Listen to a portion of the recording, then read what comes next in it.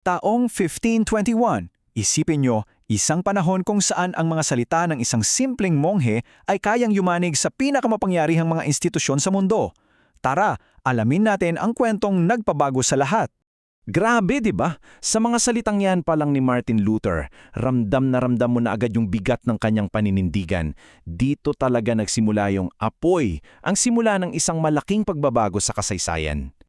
Okay, so ang setting natin?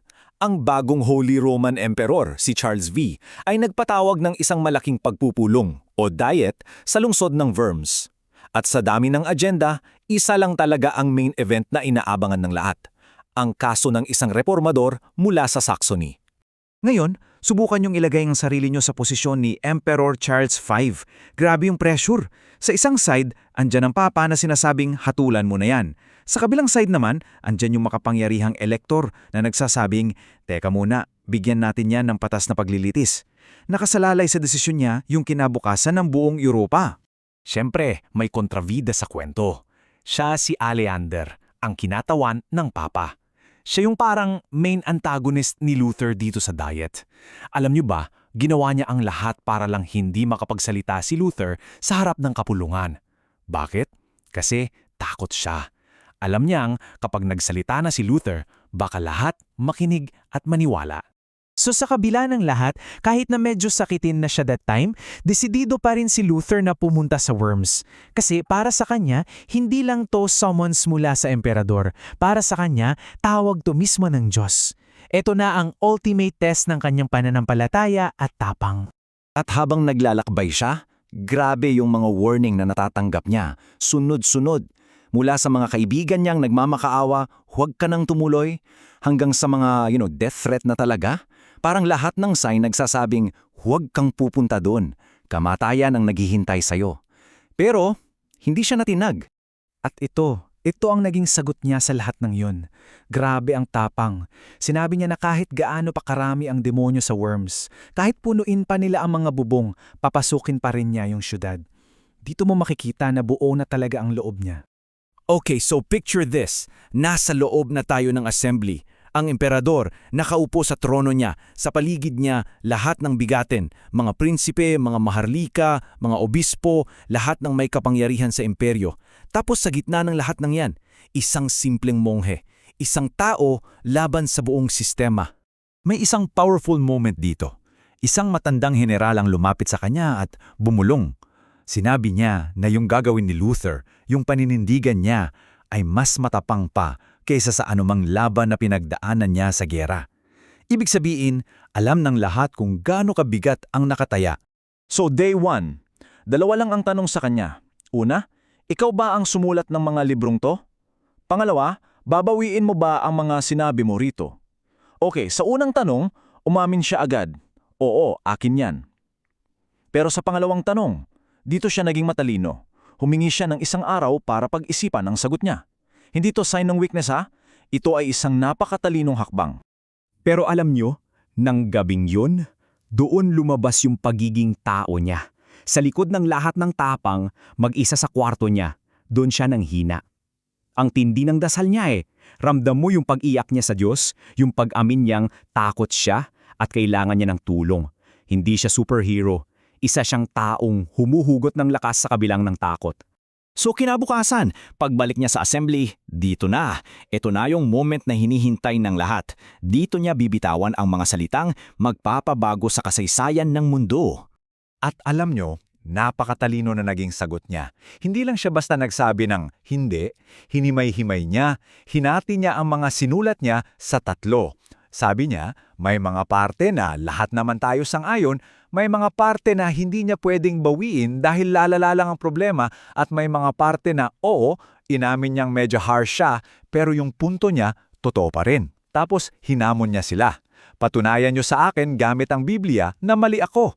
Brilliant, di ba? Pero syempre, yung korte, wala silang pasensya para sa mahabang paliwanag. Ang gusto lang nilang marinig, isang simpleng sagot. Oo o hindi? Babawiin mo o hindi mo babawiin? Ito na, wala nang atrasan. At dito niya binitawan yung mga sikat na salitang yan, na hindi niya kayang bawiin dahil mapanganib para sa isang Kristiyano na magsalita laban sa sarili niyang konsensya.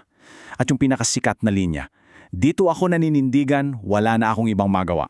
Grabe, yung moment na yon, yan ang nagbigay buhay sa ideya na mas mataas ang konsensya mo kesa sa utos ng kahit sinong hari o papa. At alam niyo ba kung ano ang reaksyon? Maging si Emperor Charles V, napahanga. Narinig siyang nagsabi na ang mongheng ito ay nagsasalita ng may matapang na puso. Imagine, yung pinakamapapangyarihang tao sa Europa, napabilib niya. Kasi yung tunay na tapang nakikita at nirerespeto kahit ng kalaban mo. Pero yung paghanga ay isang bagay, yung politika, iba. Kahit humanga ang emperador, kailangan niyang gawin yung trabaho niya. Hinatulan pa rin niya si Luther. At ngayon, opisyal na, wanted na si Luther at delikado na talaga ang buhay niya. Inilabas yung tinatawag na kautusan ng worms. Grabe yung description sa kanya. Siya ay sa Satanas mismo sa anyo ng isang tao. At ginawang krimen ang pagtulong sa kanya. Bawal siyang pakainin, bawal siyang patuluyin. Basically, open season na para patayin si Luther. Ang buong imperyo ay laban na sa kanya. So, habang pauwi na siya, biglang may nangyari. May mga armadong lalaking nakamaskara. Tinambangan sila. Pilit na kinuha si Luther, inihiwalay sa mga kasama niya at dinala sa gitna ng kagubatan. Tapos, bigla na lang siyang naglaho. Wala nang nakakaalam kung nasaan siya. Patay na ba siya?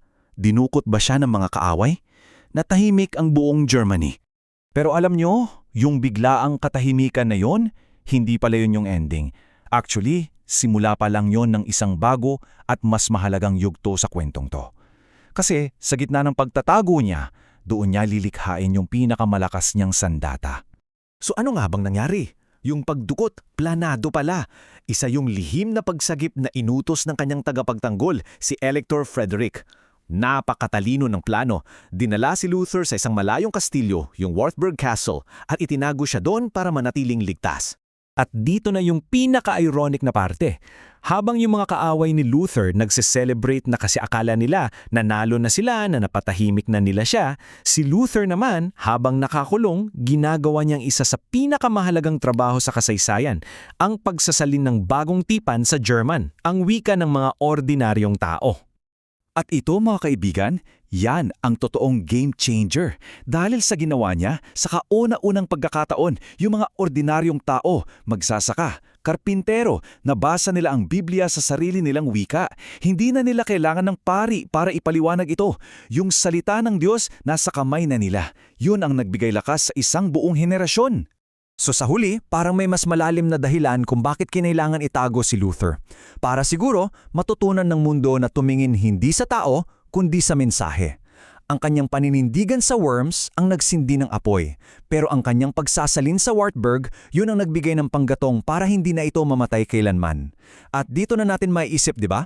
Anong na ba ang nangyayari kapag ang isang ideya ay naging mas malaki pa kaysa sa taong nagsimula nito?